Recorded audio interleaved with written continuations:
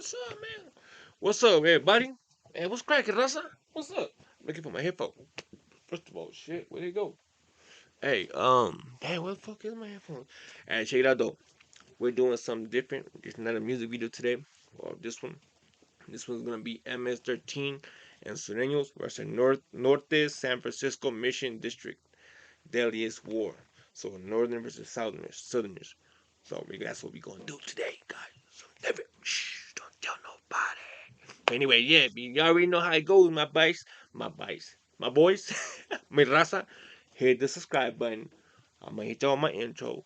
Post up, get your blunts, get whatever you gotta do to get to watch his reaction. Chill and wait for an answer. I'll be right back. Don't go nowhere. I'm going for my headphones too.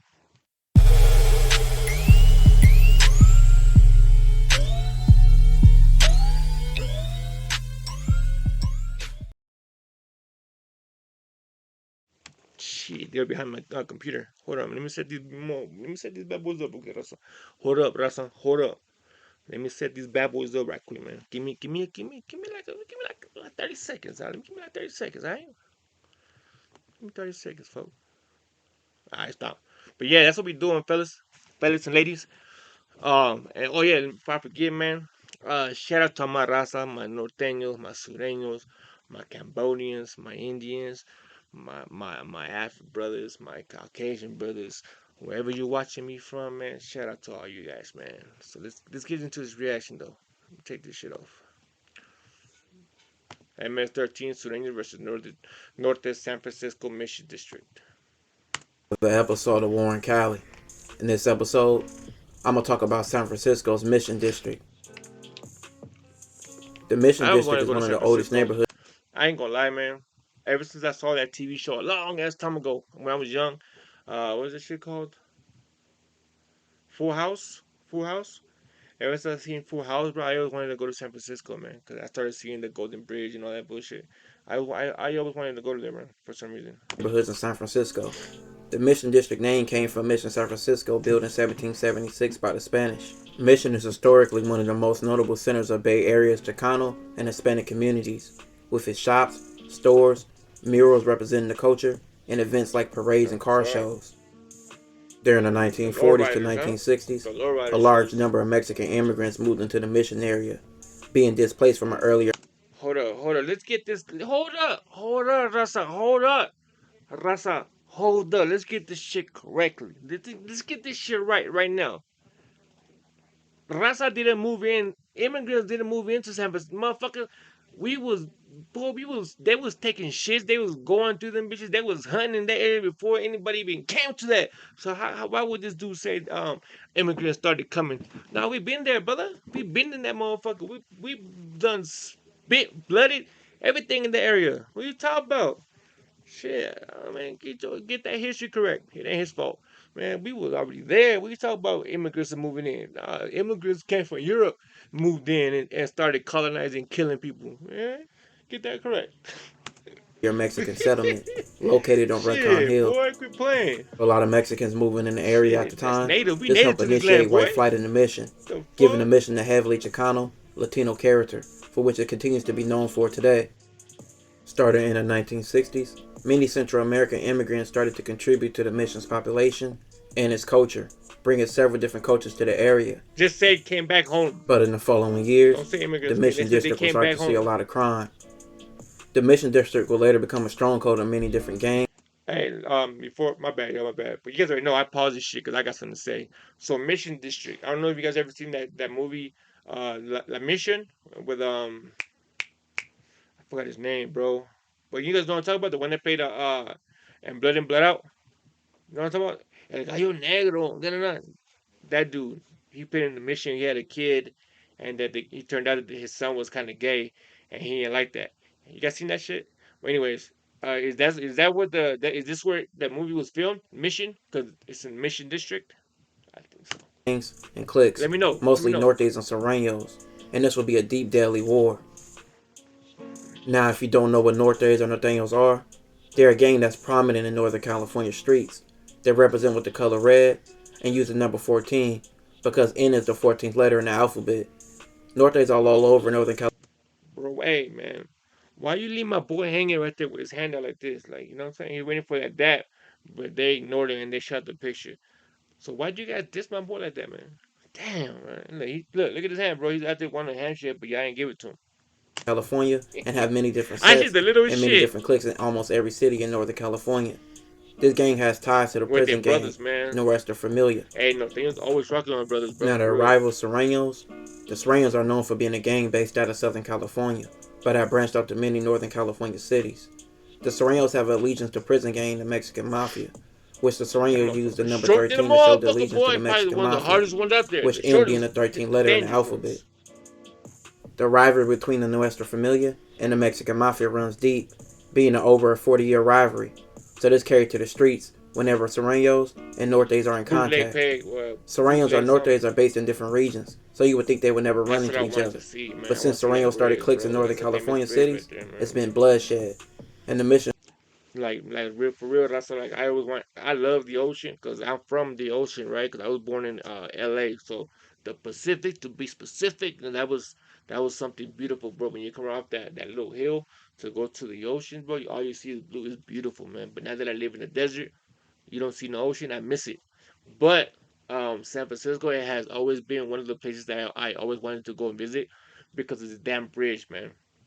The damn bridge, and plus, you know, what I mean, it looks. I just want to see those houses, those deep ass streets with houses in the edges. It looks like yeah, I can't explain it, man. It's just something that I want to do, man. But streets would be no different, with both gangs holding the presence there. I'm gonna take you back a little bit and bring you up to date with some things in this beef and some events that happened. In October 1990, look at that the beautiful war art. between both gangs and their several cliques was in full fledged, being several cliques of Serranos and Nortes in the Mission District by this time. Bouncer, who was a Serrano, called Max a Norte and stabbed his ass up, but Max survived. Stabbed his Max must ass have up. had 9 Damn, lives because he he must have drove been his in the car on video Van too, Ness bro. Avenue Same, to get telling the some gas story. at a gas station, Just where saying. Bouncer just happened to be inside. Bouncer saw Max and just started firing at him, shooting him straight in the face. Once again, Ooh, Max's shit. ass survived, but he got his get back a little later. Max's ass must have got tired of being a victim and became a victim. God gave him a chance. God gave him a second, a third chance, bro. And for what? God made let him survive those near death experiences, and he comes back instead of be like, hey, you know what? I almost got killed, man. Boom. God give me a chance. Let me just move on. Nah, he goes kills the dude, and now his life is over because he got caught. I'm telling you guys, look, I don't have nothing about gangbangers, but none of that shit. But I think they're stupid, bro. Like they're not stupid. Yeah, they're stupid. I ain't gonna lie to you, man. I understand people get offended when people say, "Oh, gang's stupid," but it is, man. Let me tell you why, okay? A gang is meant for people to, it's a clique, right? And some people that don't have families, the gang is to be like, hey, it's my second family, it's my brothers. They show me love, I show them love. That's perfect. That's what it's supposed to be. But when the gang says, no, you can't hang out with us unless you go kill somebody. You can't hang out with us unless you go rob somebody. You can't hang out with us unless you go do some crimes. Like, why? You know what I'm saying? Like why do you need to do that? Why can't you just be like, hey, we're family, bro. Let's keep let that. If they come looking for it, you know what I mean? We'll retaliate. But you know what I mean? Like why though? Why are you guys beefing with different factions? Like you individually, if you're a gang member individual, why do you hate the other guy, the other side? What did they do to you that made you hate them so much that you want to take them out? I understand that the gang has rivals and since you're in the hood, they tell you, okay, look, man, we hate them because of this, because of that, because this, because that. But why do you, as an individual, why do you hate the other side? What did they do to you personally for you to hate them so much? Not say, oh, they were talking shit on me on social media. They were talking shit. Like, what did they do to you personally, the gang, for you to hate the whole color, the whole color? What did they do to you, specific to you, to hate them? It's you know what I mean, and then you lose your life either dead or you go to prison. And then when you go to prison, your homies forget about you. If you go to jail for like a year and then you go to prison, you gotta follow orders, follow rules. If a dude tells you to go kill somebody and you go kill him and you get caught and then you get life over a year. And then if you're in the streets, somebody that's locked up for life, they tell you, hey, go kill this guy. You go do it. You get caught, and there you go. I mean, like it doesn't make sense to me, man. I'm sorry, it doesn't make sense to me to get orders and go lose my life to make somebody else that's already locked up for life to do what they say. You know what I mean? Yeah, but it's weird, man. I'm sorry. I don't mean to offend nobody. This is just my thoughts, my opinions, and we all have it like an asshole. We all have one. You know what I mean? But I don't mean to disrespect nobody. This is just like I don't understand it, man. I don't. Like I don't. The miser, because he was charged with killing a Sereno named Spider. Max would later beat his case, but Bouncer didn't. Bouncer was charged with shooting and stabbing Max, but with him only being 16 at the time, Bouncer only did 3 years and got out by 1993. But that same So year, young, man. Bouncer and his crew of Serenos were involved in 3 shootings in one night, shooting at several Nortes, hitting several people. That landed him back in jail. Of In course June they of missed. Of 1993, course, bro. Of course that happens. Of course. Of course that shit always happens. Always. You go shoot at your enemies. You don't hit none of your fucking enemies, but you shoot an innocent fucking person. Of course that shit happens, bro. Man, it's wild, bro. You guys never hit your enemies, but you kill an innocent kid, an innocent old ass man, an innocent mom, but you guys never kill the ones that you want to kill. Man, that shit is so fucking crazy, man. Frosty, who was a Norte, was stabbed to death in front of Mission High School by a Sereno named Jose. Jose received manslaughter and only did 3 years for the crime. In 1996, the same year as Jose was released, he was at a bar called El Toro, and he was shot and killed by 2 people. Just off this, you can see the mission was no joke, and was a back and forth thing for years with bodies dropping on both sides, and that would never end. Crazy. This game, Crazy, bro. you're not ready Just for hang out it. with your homeboys. You gotta On do June shit, 16th, Just hang out with 2003, people. around 2 a.m., Just to fit in, you Wilfred, gotta go do Marie, sometimes. Harold, Crazy. and Mark were hanging out at the BART station around 24th and Mission, getting high like clucks off that PCP. Next thing you knew, a blue Lincoln pulled up, and somebody yelled out, "Where y'all from?" Then 4 to 6 shots followed, and this left Mark paralyzed. That same blue Lincoln was spotted later at a 7-Eleven. Now it was 3 people in that blue Lincoln. It was Mike, who was a known Sereno, his homie, and Mike's girlfriend Angelique. Now Angelique was a known cum bucket. Her man Mike was a known Sereno, but her man just before him was a known Norte known cum Sereno, his A homie, cum bucket? and Mike's girlfriend Angelique. Now Angelique was a known cum bucket. That's the first time I heard that. A cum bucket. Like I mean, like she goes, everybody hits it, and that's all right. That's a new one. Her man Mike was a known Sereno, but her man just before him was a known Norte named Marcos. Now Angelique was a dope fiend. She was probably on the side of the gang who had the best rocks at the time. But anyway, Facts, huh? at the store, Angelique seen her ex Marco's friend Alfred. Alfred started tripping on her, basically asking her why was she with the dudes that she was with, and he started dissing Serenos. On the outside of the store, Alfred would run into Mike, which Mike questioned where was he from. Alfred banged back and said this is Norte. Mike then shot Alfred, taking his life. Now Angelique was picked up because the car was in her name. She told everything and wasn't charged for nothing. She told the police about both shootings and how Mike did the shooting on his own. Her high must have wore off, and she thought about never smoking rocks again as she went to jail. Mike ended up receiving a life sentence for the shootings. On June 26, 2004, Luis was a known Sereno. He was walking with his 6-year-old son Rafael on 24th Street in Norte's turf. Luis was just taking his son to the store. Marco, who was a Norte, spotted Luis and ran down on him. Rafael later said his dad noticed Marcos and let go of his hand. Marcos then shot Luis in front of his son, taking his life. Rafael ran home crying and told his mama man killed his dad. Several witnesses seen the shooting and even seen Marcos through his strap. He was later arrested. Marcos said he did the shooting because he had prior run-ins with Luis and none was good. Marcos said he was at a party in May when he was shot at by several Serenos, including Luis. Then weeks prior to the shooting, he said Luis and other Serenos threatened him and pulled out a strap. When he seen him on June 26, he was scared and shot out of fear, he said. Over 3 witnesses would testify against Marcos, and he was sentenced to 15 years to life. Over the years, Mission stayed high in crime, and in 2008 only, it was 19 killings in the area between the gangs, and that's only the Mission area. A man named Edwin was part of the MS-13 clique in the Mission area. In 2006, former MS-13 turned informant Jamie told the FBI that Edwin killed a Norte named Chino in the Mission district, but Edwin was never charged because of the lack of evidence. On June 22nd, 2008, Tony and his two sons Michael and Matthew were shot and killed. This will later become a big case. Edwin was picked up for the shootings just 3 days later. Edwin's friend was shot hours earlier before the shooting, and he was out looking for revenge against the Nortes, and he thought Tony and his sons were Nortes. Edwin ended up being sentenced to 183 years to life. Following this, on October 22nd, 2008, 300 law enforcement officers used armored trucks and 16 SWAT teams raided the homes of those affiliated with the MS-13 gang in the Mission District. 42 gang members were apprehended, bringing a 4-year-long undercover operation to a conclusion.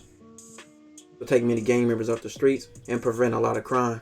From 2009 to 2013, it was 31 murders in the Mission District alone.